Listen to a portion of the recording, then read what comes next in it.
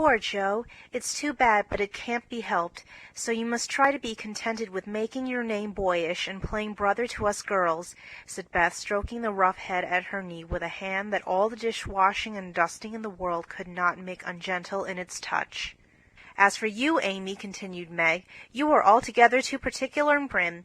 Your airs are funny now, but you'll grow up an affected little goose if you don't take care.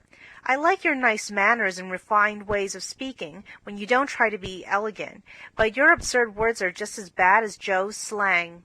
"If Joe is a tomboy and Amy a goose, what am I, please?" asked Beth, ready to share the lecture.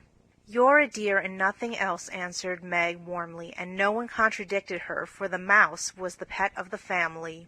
As young readers like to know how people look, we will take this moment to give them a little sketch of the four sisters, who sat knitting away in the twilight while the December snow fell quietly without and the fire crackled cheerfully within.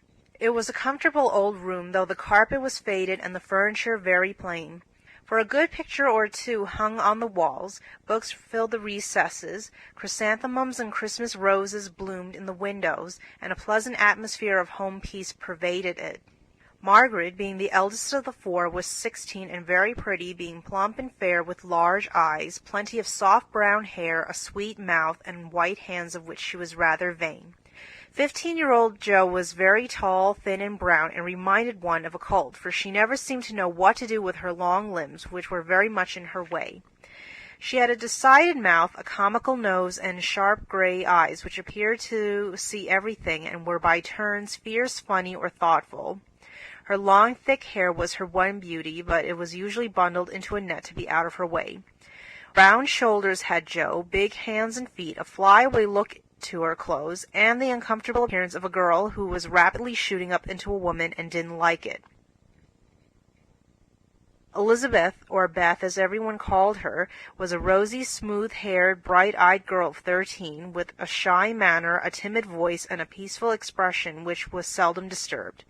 Her father called her Little Tranquillity, and the name suited her excellently, for she seemed to live in a happy world of her own, only venturing out to meet the few whom she trusted and loved.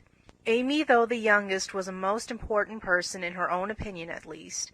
A regular snow maiden with blue eyes and yellow hair curling on her shoulders, pale and slender, and always carrying herself like a young lady mindful of her manners. What the characters of the four sisters were we will leave to be found out. The clock struck 6, and having swept up the hearth, Beth put out a pair of slippers down to warm. Somehow the sight of the old shoes had a good effect upon the girls. Her mother was coming, and every one brightened to welcome her. Meg stopped lecturing and lighted the lamp. Amy got out of the easy-chair without being asked, and Jo forgot how tired she was as she sat up to hold the slippers nearer to the blaze. "They are quite worn out. Marmee must have a new pair." "I thought I'd get her some with my dollar," said Beth. "No, I shall," cried Amy.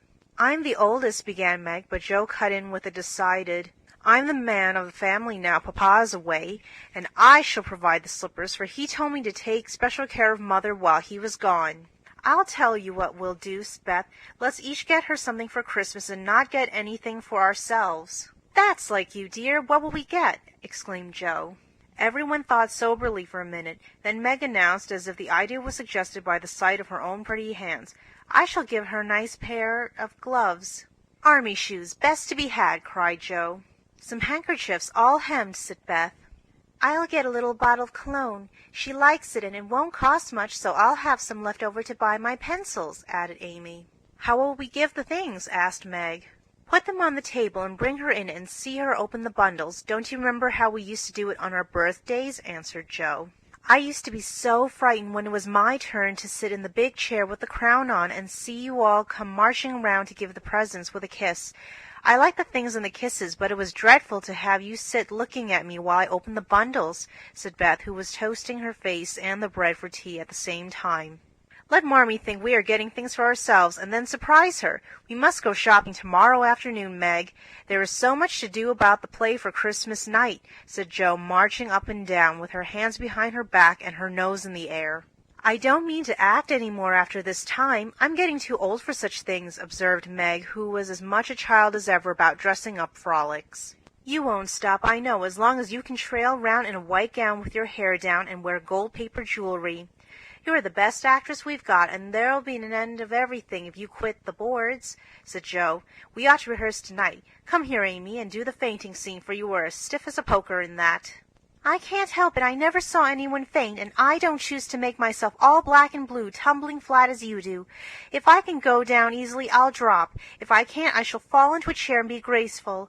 I don't care if Hugo does come at me with a pistol," returned Amy, who was not gifted with dramatic power, but was chosen because she was small enough to be borne out shrieking by the villain of the piece. "Do it this way. Clasp your hands so, and stagger across the room, crying frantically, 'Rodrigo, save me, save me!' And away went Joe with a melodramatic scream which was truly thrilling.